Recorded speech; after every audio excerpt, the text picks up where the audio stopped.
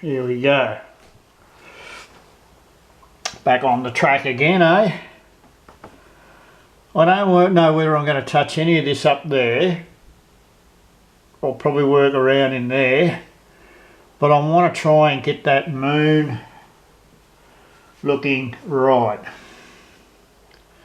So what I do is I get a small brush and I'm just thinking, how the hell am I going to get that to a real high intense colour. So I'm just going to have a look at that even.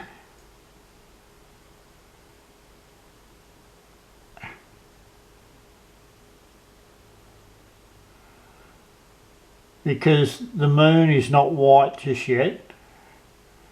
It's rising up, it's come up behind the clouds. So it's still got a touch of yellow in it. But it is getting lighter. Now, I think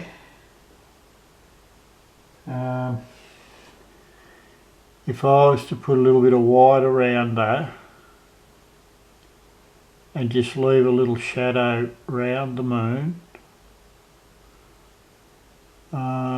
just a little tiny shadow around the moon. I don't want to affect the moon too much.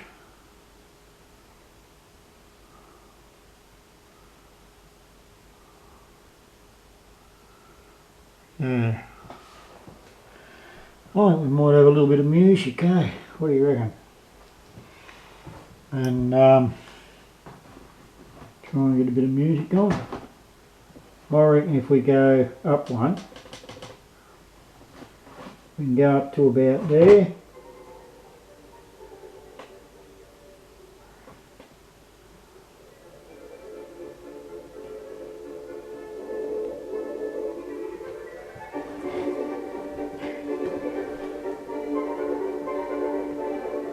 I like a bit of music while I'm painting.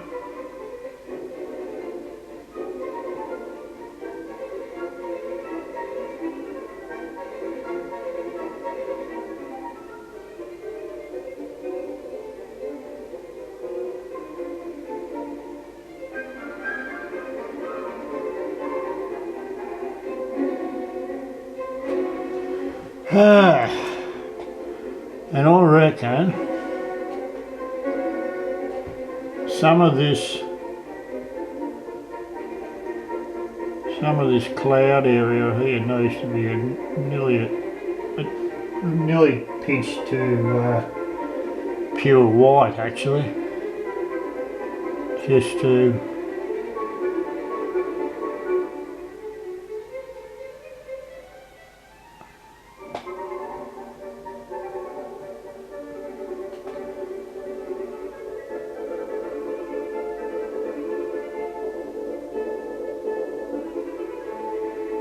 even a little bit of blue in there, see?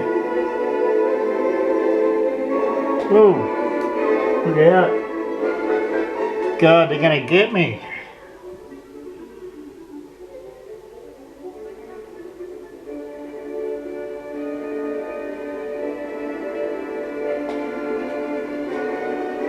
I think we still need, what a bugger.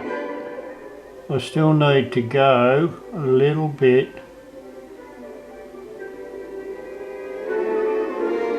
Actually, there's a little bit of blue-green coming out in there, and I think that's going to work well with it. You know? I think we need a little bit of liquorin, I should say.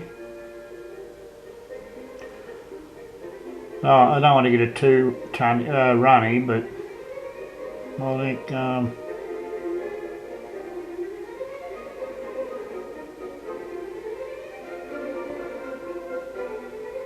there's a little bit of technical muck around with the thing.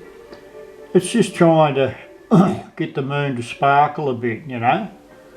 I mean, it's a painting, it's not real life, but I mean, you're still trying to capture that atmosphere. And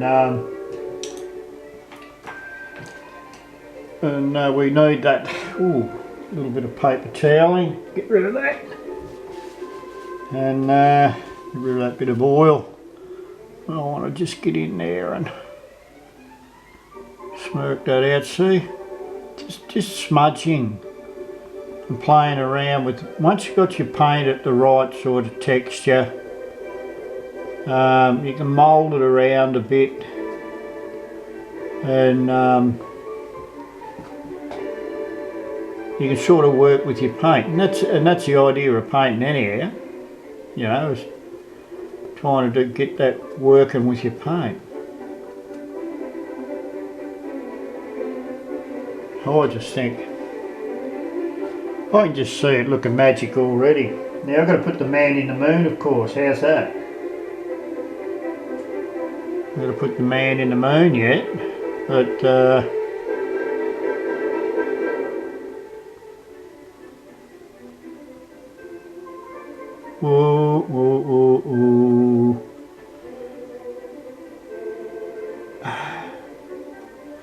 see the paint under, the paint that I've been doing, like the greys and that from the other day, I done it a couple of days ago. This one, I went on YouTube.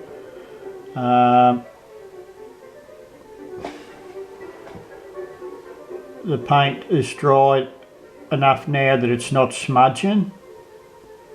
It was just that tiny little bit too wet when I use these bright colours like this, trying to do what I'm doing. It will, well, it'll dirty these up, muddy these up in 2 seconds. So, I think where the light is hitting over there, I reckon we need to even go a little bit yellower there too. Just a bit there, not right across. Just where the moon is shining behind that very thin layer of cloud. So, yeah, brilliant. There you go. And we might turn you down a bit, because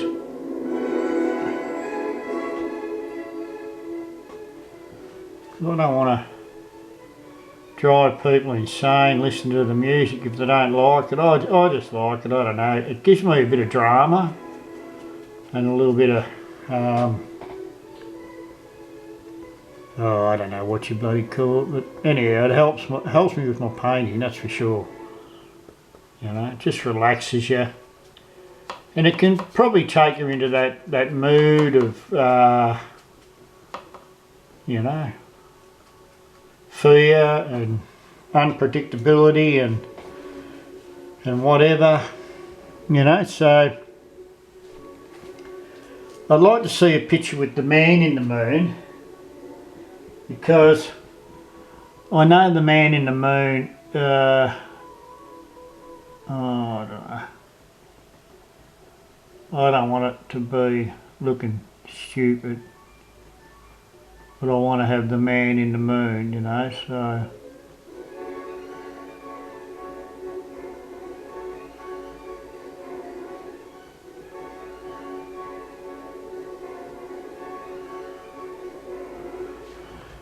And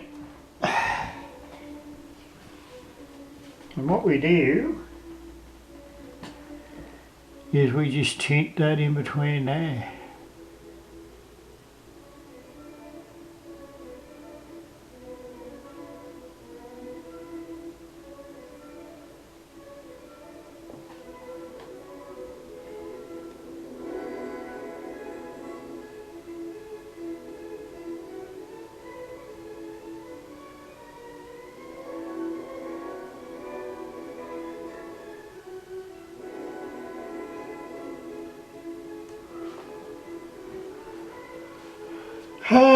Oh, look, we'll find out. I reckon it's got to have a very thin layer of blue right around the moon, around the edge there. How's that, eh? So that'll be a bit of a challenge, won't it? But anyhow, and we need to get a bit of light of that moon. Not all of it, but we need to get a little bit of light in amongst that, just the bottom half of that little dam or billabong or whatever you want to call it. Just enough in there.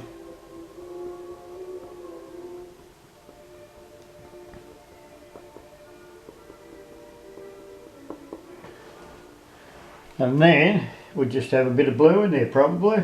What do you reckon?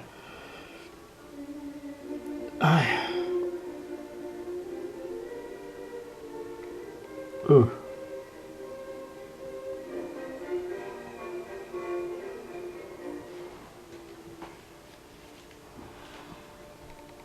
Give it a little bit, a flick, just a light, slow flick. Just to soften it.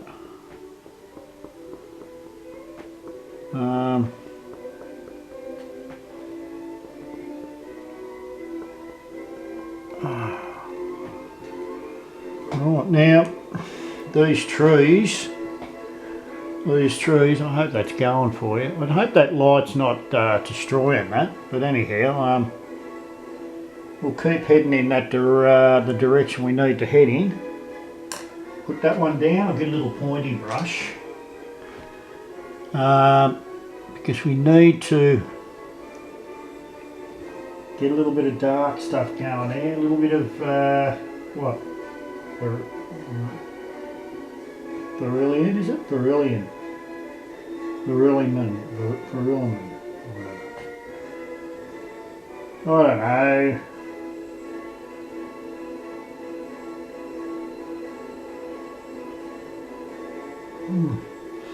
We'll just see what that looks like.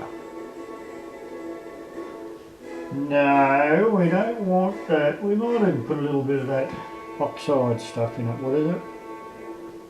No, a bit of burnt sienna, I think it is. Yeah, that's taking it down a cog or two. Beautiful.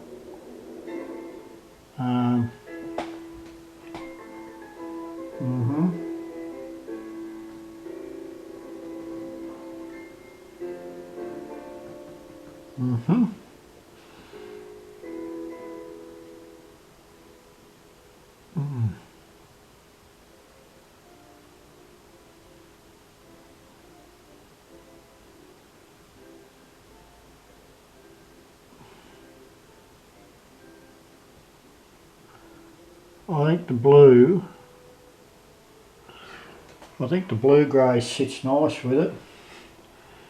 Now we've got to remember we don't have a photo to go to, because it's nothing like the photo.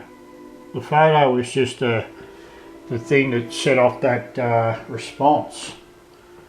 This is all just using a bit of your experience and you know, just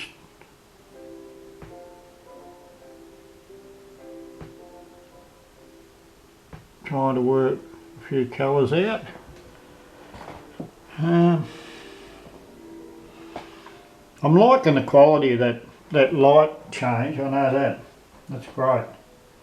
We just got to get these values right in these trees, right here. And even though there's going to be a little bit of light up the top there of this tree, we'll play the darkness down on that side maybe, eh? And a little bit there. We don't want to go too mad with it though.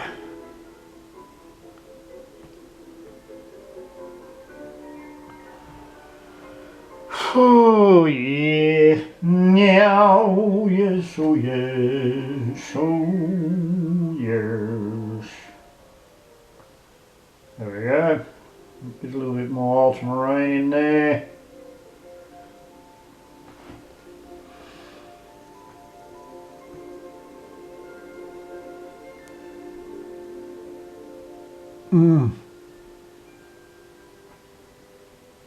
I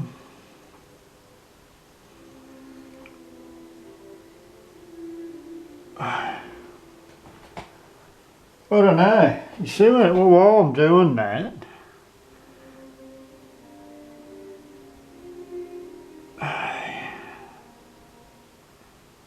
it's not sitting right. The colour's not sitting right. Because it's got red in it. I don't want any red in it. Really. It's too warm.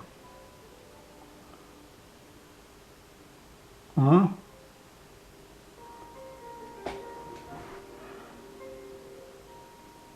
I don't mind that.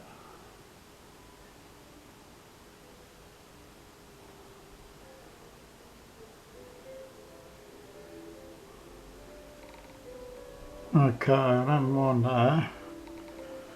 What are we going to do here?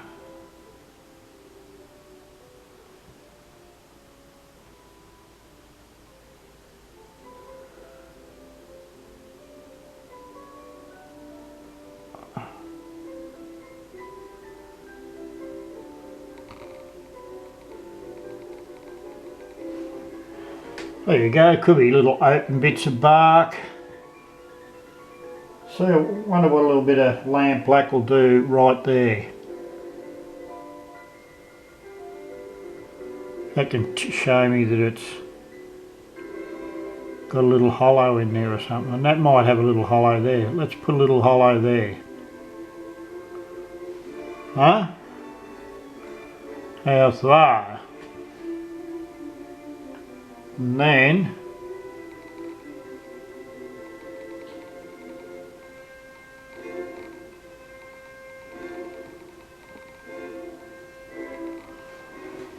yeah. Now we need to put some fine branches in.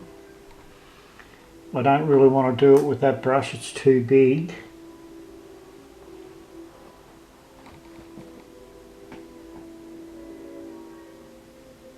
So what I need to do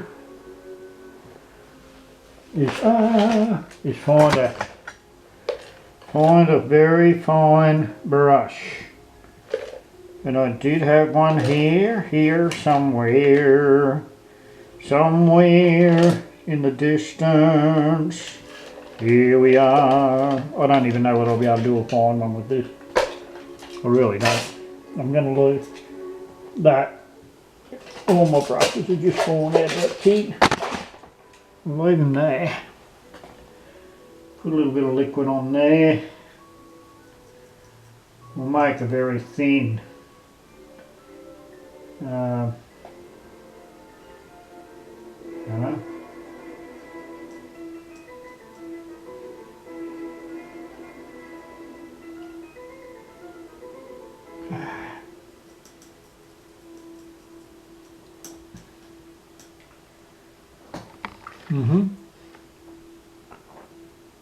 Put them out of your way. You don't want them in your way.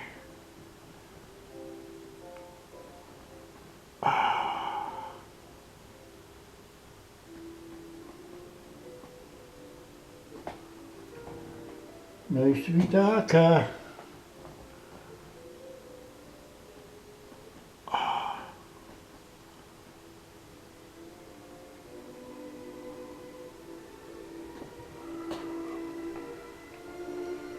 Put them out of your way for a minute. We need this. Get that paint off there before it goes all over the place and all over my jacket. You know what I mean.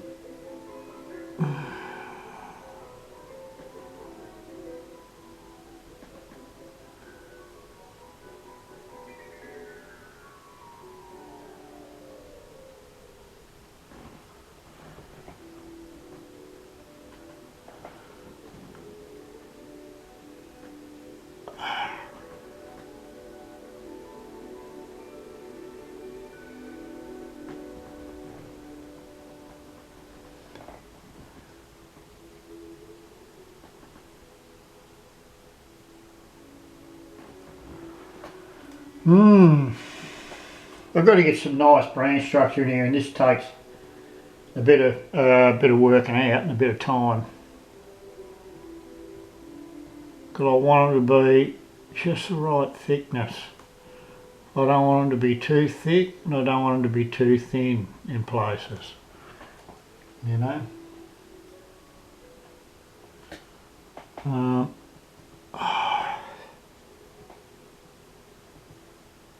Yeah.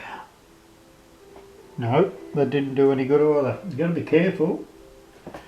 You've got to have a nice steady hand, which my hand's not that steady these days. It's still steadier than some people I know.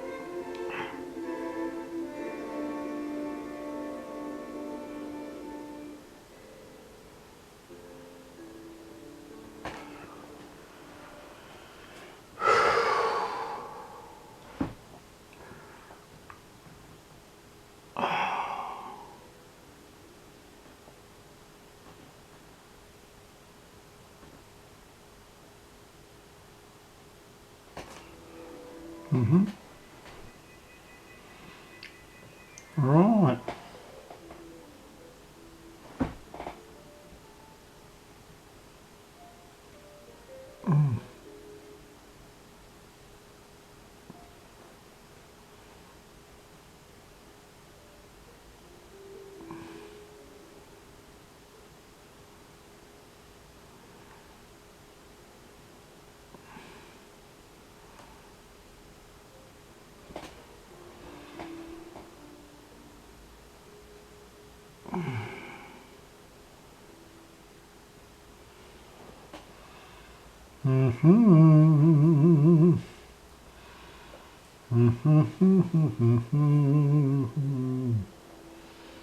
Really get in front of that camera somehow to do that. I wonder how much we got. 23. Still got a little ways to go.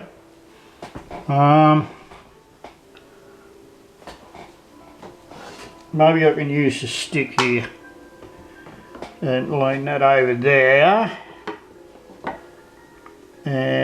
Oh, look at that, see, nearly done it already. I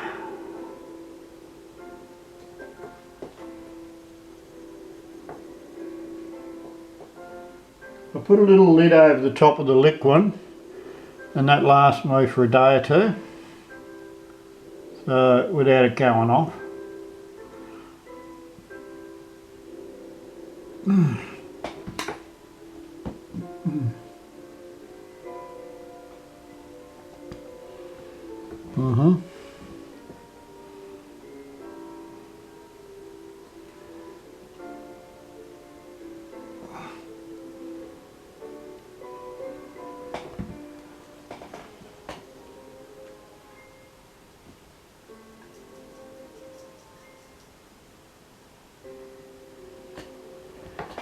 Do do do.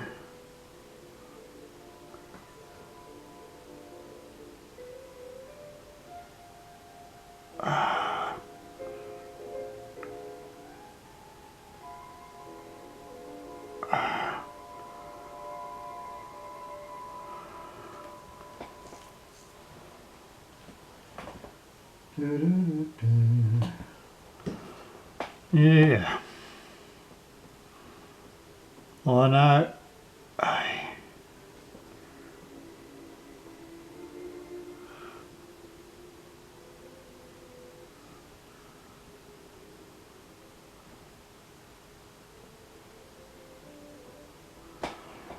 Uh-huh.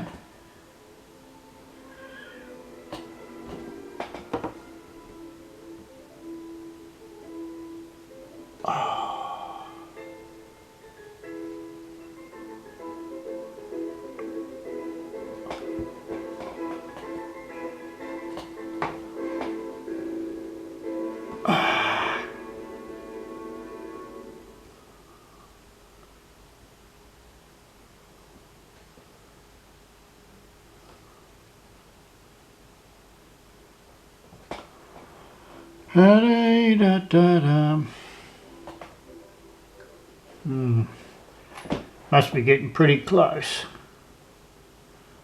But anyhow, this is a half-hour segment. I don't like going any further. Half an hour's pretty long enough. Like these paintings, they don't take 10 minutes to do. You know, there is a bit of work involved. People are always saying, you know, well, how long does it take to do your painting? Because I want to try and work out how much money you make, and I think it's just naive. People are just not stupid when it comes to doing that. I've been painting for 50 years. I was painting when I was 12 years of age. I remember reading Casey Seeley's dad's books, because he was a great inspiration to me. Yeah, maybe I should have gone and got taught off him. I didn't, because I was so bloody stubborn, but he really was. He was a great inspiration for me. And he's still painting. But his son's painting Casey too. Casey's my age. See the difference in our work. I mean, Casey's just a brilliant bloody painter. Most of my life I was plastering, working in the building game, but I was always painting. I didn't have that luxury of, well, I didn't have the luxury of painting really, that much, because I had to work. But, you know, I don't greatly worry about that. I'm quite a happy man where I am, and that is going on to 27, and I'm going to,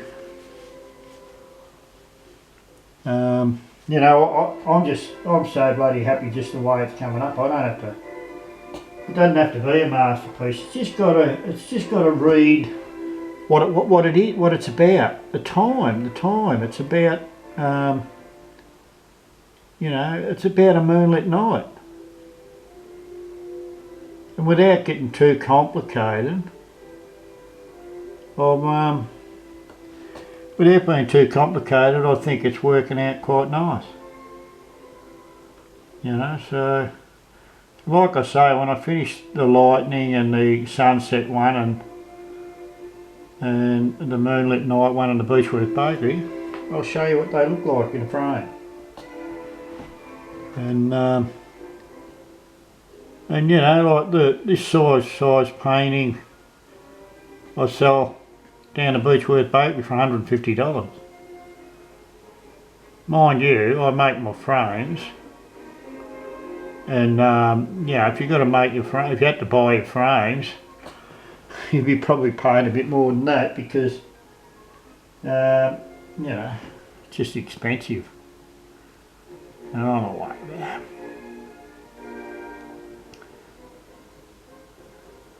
So it sort of illuminates with that, doesn't it? I think if I put a little bit of Cad Deep with a little tinted lemon yellow, I reckon that's the colour we want.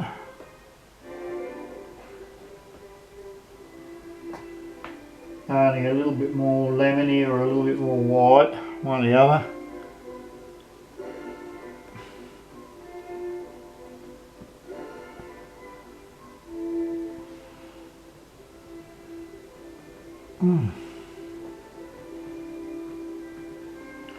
And what I was telling you about in the other things, that light and that little bit of tinted white goes a long way right here now. And there we go. I'm just recording that last bit I've done those fine twigs on the tree, and I'm going to put a little bit of light, as you can see. A little bit of light in the trunks, but I might wait until that dries a little bit and then I can come back through and do that. And you know what, I mightn't hardly touch that ground just a little bit to put a few bits of blades of grass in it. And then it'll be the magpies or the kookaburra or something flying around there. Anyhow, that's it. Don't forget to subscribe if you want to, and thumbs up, give us a thumbs up, you know, let's show YouTube that we can do this. Thank you. See ya.